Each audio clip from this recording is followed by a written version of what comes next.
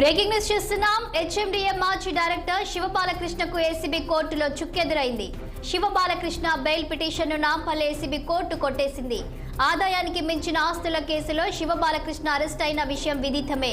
శివబాలకృష్ణ పేరిట బినామీల పేరుతో 214 ఎకరాల భూమి, 7 ఇళ్లు, ఒక విల్లా ఉన్నట్టు ఏసీబీ అధికారులు విచారణలో గుర్తించారు.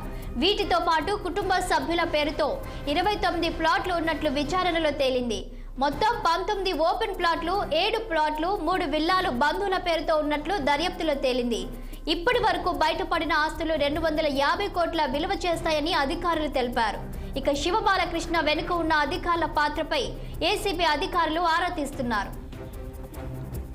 ఇదే అంశంపై మరింత సమాచారం మా క్రైమ్ రిపోర్టర్ మణికంఠ ఫోన్ లైన్లో అందిస్తారు.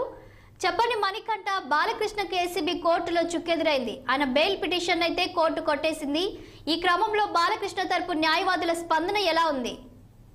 రైట్ శ్యామ, ఇదైతే మొన్న 15 రోజుల క్రితం ఏసీబీ అధికారులు అయితే హెచ్ఎండిఏ మాజీ డైరెక్టర్ అయినటువంటి శివబాలకృష్ణ ఇంటి మీద రైడ్లు చేసి అనేక డాక్యుమెంట్లతో పాటు నగదు మరియు బంగారాలు, దాంతోపాటు ఇతర ఎలక్ట్రానిక్ వస్తువులు కానీ, మొబైల్స్ కానీ, ల్యాప్టాప్లు కూడా స్వాధీనం చేసుకున్నారని చెప్తున్నారు.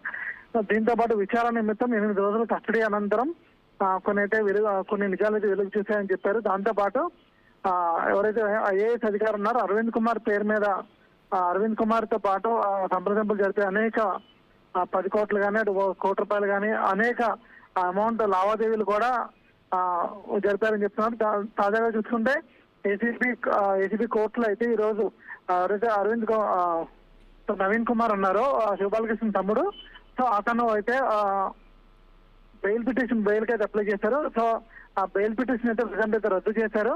సో దీనిపై న్యాయవాదులు కూడా, లాయర్లు కూడా మళ్ళీ బెయిల్ పిటిషన్ మళ్ళీ పెడతామని చెప్తున్నారు.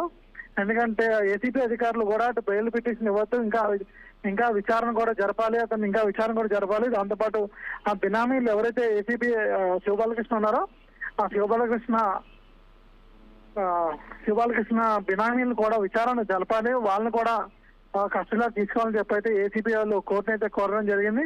అది ఇంకా కేసు అయితే నడుస్తూనే ఉంది. దాంతోపాటు ఐఏఎస్ అరవింద్ కుమార్ ఎవరైతే కీలకమైన పాత్ర పోషించిన ఐఏఎస్ అరవింద్ కుమార్, దాంతోపాటు సిఎస్ సోమేష్ కుమార్ గారు కూడా సోమేష్ కుమార్ వాళ్ళ వైఫ్ మీద కూడా కొన్ని ఎకరాలు అయితే దగ్గర 25 ఎకరాలు 26 ఎకరాలు అయితే ల్యాండ్ ఇవ్వడం అయితే జరిగింది. సో ఈ మ్యాటర్ అంతా చూసుకుంటే గత 15 రోజులుగా ఎటు చూసినా తెలంగాణ రాష్ట్రం మొత్తం ఏసీబీ అతిపెద్ద అనకొండ అయితే చెప్తున్నారు ఈ విషయాన్ని.